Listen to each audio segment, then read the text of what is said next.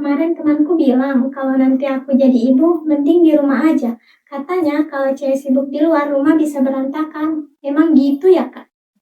Itu sih pemikiran mama ya, tapi sebenarnya Islam itu kan pernah mengajarkan kalau kita itu harus menjadi orang yang bermanfaat, entah buat laki-laki atau perempuan. Tapi capek nggak sih, Kak, kalau harus jalanin dua-duanya? Apa nggak bertentangan sama kodrat perempuan?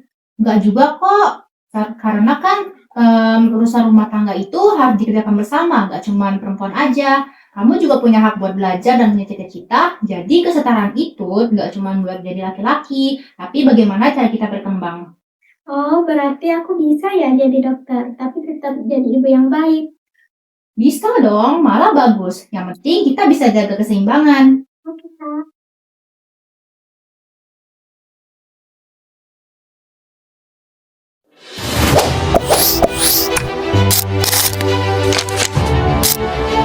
Banyak stigma yang membatasi langkah perempuan hanya di dalam rumah.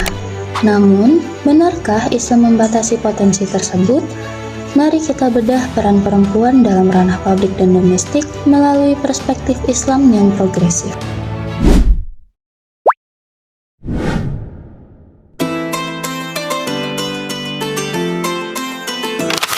Kesetaraan gender dalam Islam bukanlah upaya untuk melawan kodrat, melainkan ruang bagi perempuan untuk memaksimalkan potensi kemanusiaannya, baik di ranah publik maupun domestik. Yang utama adalah nilai manfaat dan ketakwaan.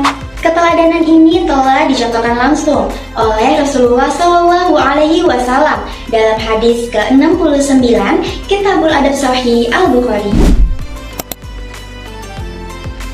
Beliau senantiasa membantu pekerjaan rumah istrinya. Apabila tiba waktu sholat, maka beliau bangkit untuk melaksanakan sholat. Hadis riwayat Bukhari nomor 6039. Hadis ini menunjukkan bahwa dalam Islam, pekerjaan rumah tangga bukan hanya tanggung jawab perempuan semata. Rasulullah Shallallahu Alaihi Wasallam memberikan teladan tentang pentingnya kerjasama, saling membantu, dan menghargai peran pasangan dalam keluarga. Konsep kesetaraan ini juga sejalan dengan firman Allah Subhanahu wa Ta'ala dalam surah An-Nahl ayat 97. Barang siapa mengerjakan kebajikan, baik laki-laki maupun perempuan dalam keadaan beriman, maka pasti kami akan berikan kepadanya kehidupan yang baik dan akan kami beri balasan dengan pahala yang lebih baik dari apa yang telah mereka kerjakan. Quran Surah An-Nahl ayat 97.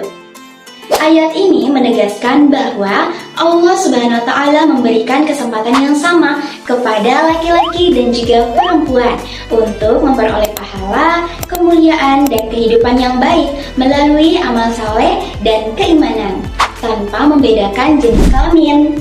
Pada akhirnya, kemuliaan seseorang tidak ditentukan oleh di mana ia berperan, tetapi seberapa besar manfaat yang ia berikan bagi sesama.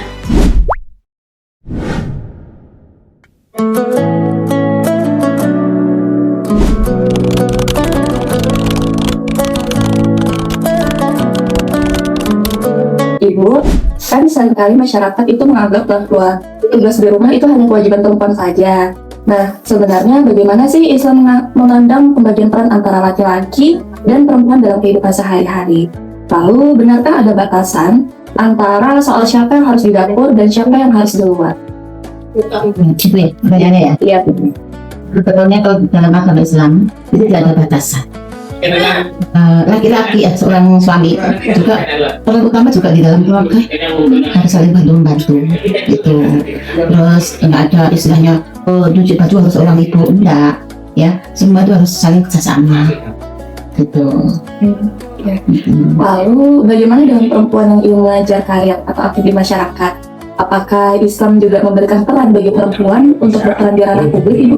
Boleh, tapi masalah satu harus minta izin sama suami, ya, yang kedua harus menutup aurat kalau seorang muslim, ya. Terus memang itu dibutuhkan dalam masyarakat, contohnya seorang bidan, kan itu kan dibutuhkan masyarakat. Nah itu harus memang harus kerja istilahnya kan, nah, itu dibolehkan. Nah, di dalam ruang kerja jangan cuma ada satu kantor ada berkholat satu laki satu perempuan nggak boleh.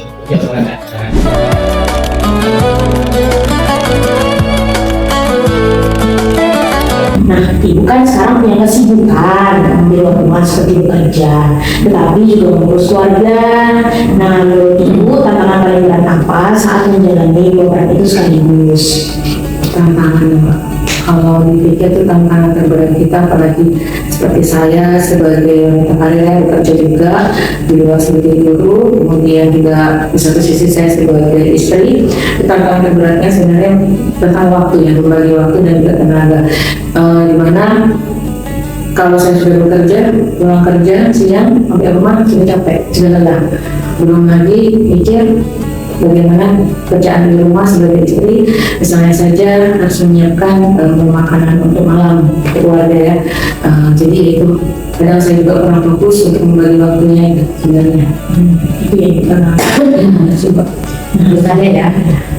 Jadi kalau menurut ibu nih, penting nggak sih dukungan dari suami atau keluarga untuk membantu ibu menjalani semua itu? Sangat penting ya Mbak, karena jujur sekali alhamdulillah saya punya suami dan anak itu sangat betul-betul membantu saya, terutama dalam mengerjakan urusan di rumah ya. Jadi kami itu membagi tugas gitu kan, jadi alhamdulillah sangat terbantu sekali. Jadi beban saya sebagai ibu rumah tangga tidak bisa berkurang, terus juga suami dan anak saya juga memberikan motivasi dan semangat saya terutama dalam karir saya. Jadi ya itu alhamdulillah sekali saya terbantu. Alhamdulillah ya ibu ya.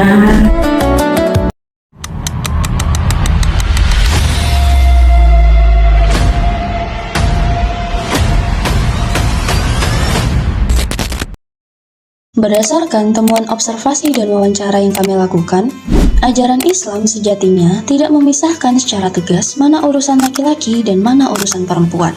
Justru, suami dan istri dianjurkan untuk saling bahu-membahu dalam mengelola kehidupan keluarga.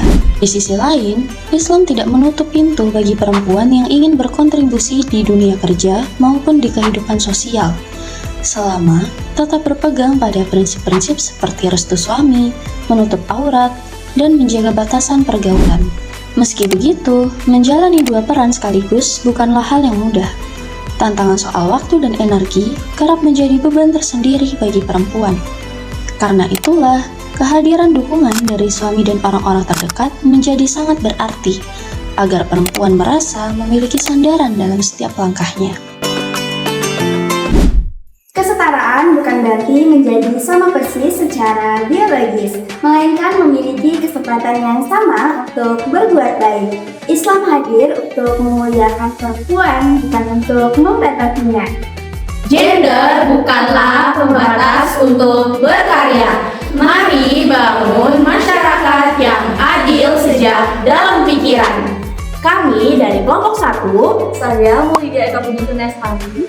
Saya Nurima Arahima. saya Felinda Putri Setiawan. Saya Aziza Hakim. Saya Catika Putri Aldila. Kami pamit undur diri. Wassalamualaikum warahmatullahi wabarakatuh.